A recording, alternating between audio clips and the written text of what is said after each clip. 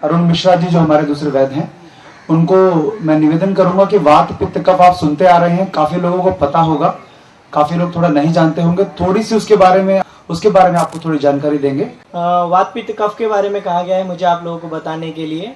बहुत से लोग पूछ रहे थे हमारी प्रकृतियां क्या हैं और दोष कौन से हैं।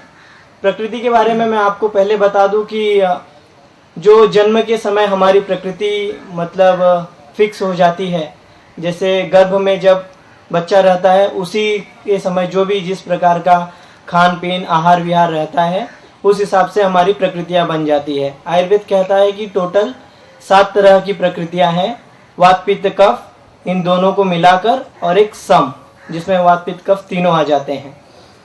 अब बात कर लें जरा वात पित्त कफ के बारे में। आपको कैसे पता चलेगा कि आपकी इनमें से कौन सी प्रकृतियां हैं? तो वात प्रकृति वालों के मैं कुछ लक्षण बता दूं। वात प्रकृति वालों के सबसे पहले लक्षण रहेंगे कि उनके हर कार्य जल्दी में होंगे, चाहे वो शारीरिक कार्य हो या मानसिक कार्य, उन्हें हर काम जल्दी, जैसे चलना हुआ, बोलना हुआ, खाना खाना हुआ, सभी कार्यों में जल्दी रहेगी। वात के ये सबसे बड़ा लक्षण है। उनकी शारीरिक बनावट ज़्यादा करके वात रोगी पतले मिलते हैं और उन्हें ठंड बिल्कुल बर्दाश्त नहीं होगी। खाने के बारे में उनका ऐसा रहेगा कि कभी खाना बहुत अच्छे से पच जाएगा और कभी वही खाना 6-6 घंटे 8-8 घंटे पचेगा ही नहीं। पेट के बारे में उनके ऐसे लक्षण रहेंगे कि मल उनका हमेशा कड़क रहेगा, काला कड़क, और हमेशा गैस की तकलीफें रहेंगी उनके साथ। मानसिक लक्षणों में आपको मैंने पहले ही बोल दिया कि सभी कार्य जल्दी करने की उनकी मतलब प्रवृत्ति होती है, चाहे वो लिखना हो, पढ़ना हो, बोलना हो, जल्दी ही किसी भी चीज़ से हताश हो जाते हैं, जल्दी ही उत्साहित हो जाते हैं। याददाश्त शक्ति उनकी बहुत अच्छी होती है, मतलब कोई भी चीज़ जैसे मैं बोल रहा हूँ तो वो तुरंत हर चीज़ समझ लेंगे, उनको हर चीज़ तुरंत की तुरंत अपने दिमाग में बिठा लेते हैं, पर उसको लंबे समय तक वो याद नहीं कर पाते हैं। बहुत जल्दी भूलने की प्रवृत्ति वात वालों के अंदर रहती है।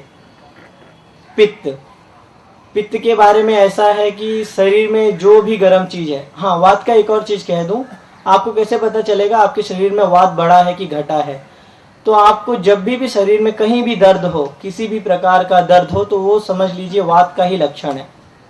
जब भी शरीर में आपके दर्द है तो आप समझ लीजिए कि वात आपके शरीर में बढ़ रहा है और वात के रोग अब बढ़ने वाले हैं या हो चुके हैं।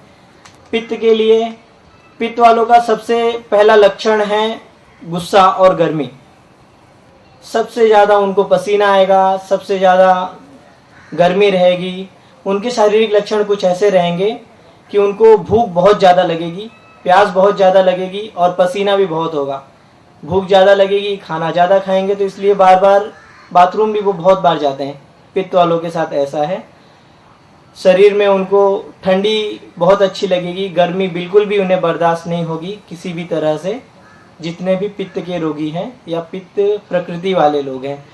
मानसिक लक्षणों में सबसे मेन लक्षण उनका ये मिलेगा कि उन्हें गुस्सा बहुत जल्दी आएगा। एक छोटी सी बात पे उनको गुस्सा तुरंत आएगा और तुरंत चला ही जाएगा। 10 मिनट 5 मिनट कुछ हुआ तो वो गुस्सा उनका तुरंत शांत हो जाएगा। कफ की बात कर लेते हैं। कफ वाले जितने भी, इनके साथ भी यही है कि ये सबसे ज़्यादा आलसी लोग आप जो अपने आसपास देखते हैं वो कफ वाले। इनको किसी चीज़ में किसी प्रकार की घाई नहीं, मतलब जल्दी नहीं रहेगी, सभी काम आराम से। जैसे एक एग्जांपल दूं, आपने भैंस को देखा है, हाथी को देखा है, ये सब कफ प्रकृति है। इन्हें किसी चीज़ का, कोई चीज़ से ज़्यादा फर्क नहीं पड़ता, सब काम आराम से, खाना पीना हर चीज़, चलना बोलना हर चीज़ आराम से रहेगी। इन्हें गुस्सा कभी जल्दी नहीं आएगा और एक बार गुस्सा आ गया तो फिर ये मार डालने तक चले जाते हैं। इनकी मानसिक स्थिति ऐसी रहेगी कि इनको कोई भी चीज़ जल्दी समझ में नहीं आएगी। कफ वालों को कितना भी समझा लो वो उतने बैठेगा नहीं, पर एक बार जो इनकी दिमाग में बैठ गया वो कभी भूलेंगे नहीं। कफ वालों के साथ ये है। वैसे तो प्रकृति बहुत बड़ी है पर समय कम है, तो मैं सिर्फ आपको ये बता दूं कि आपको पता कैसे चलेगा आपके शरीर में क्या बढ़ा है क्या घटा है। तो जब भी अगर वात के कुछ लक्षण सुन लीजिए, कभी भी भूख लगना कम हो जाए, हाँ मुंह में कड़वाहट ज़्यादा होने लग जाए, शरीर ज़्यादा कांपने लगे, घबराहट ज़्यादा फील हो और सबसे इम्पोर्टेंट चीज, आपको दर्द हो शरीर में, चाहे पेट का दर्द हो, सिर का दर्द हो, किसी भी चीज का दर्द है तो वो वात के कारण है। पित्त का सबसे बड़ा लक्षण है कि जब भी आपको शरीर में कभी भी जलन ज्यादा हो और पसीना ज्यादा आने लगे, कभी भी किसी भी प्रकार की जलन शरीर में हो, चाहे वो पेट में जलन हो, पैरों में जलन हो, हाथों में जलन हो, तो समझ लीजिए कि अब आपका पित्त बढ़ रहा है। और कफ, जब भी आपको जरूरत से ज्यादा आलस्य आने लगे या शरीर में भारीपन लगने लग जाए, तो वो समझ लीजिए आपको कफ की बीमारियां चालू होने लग गई हैं। इनसे बचाव की बात कर लें, वात के लिए सबसे अच्छा इलाज है तेल। किसी भी प्रकार का दर्द हो, कुछ भी हो, आप तेल मालिश कीजिए, आपको आराम मिलना ही मिलना है। तो वात की सबसे अच्छी चिकित्सा आयुर्वेद में कहा गया है तेल को। पित्त के लिए सबसे अच्छी चिकित्सा है घी, देसी गाय का घी। उसे किसी भी रूप में, खाने के रूप में, लगाने के रूप में, जैसे गुस्सा ज्यादा आ रहा है तो नाक में घी हम डालने के लिए कहते हैं, तो आप घी लीजिए, वो पित्त को शांत कर देगा। और कफ जनित जितनी बीमारियां हैं उसके लिए सबसे अच्छा है गुड़ या फिर शहद, वो लेंगे तो आप कफ की बीमारियों से बचे रहेंगे।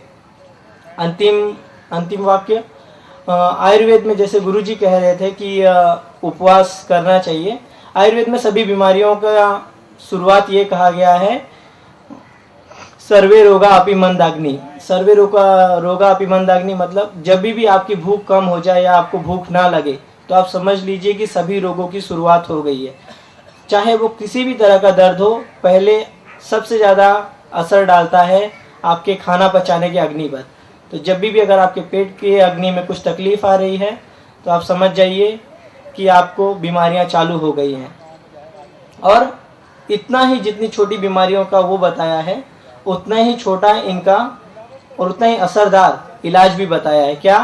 लंघनम परम औषधम। लंघनम मतलब उपवास, परम औषधम, किसी भी अन्य औषधि लेने से अच्छा है कि आप लंघन कर ले। जैसे गुरुजी ने कहा कि आप अगर लंघन कर लेते हैं तो लगभग आपकी 90% बीमारियां वो शुरू में ही खत्म हो जाएंगी, आगे उन्हें बढ़ने का मौका ही नहीं मिलेगा। धन्यवाद।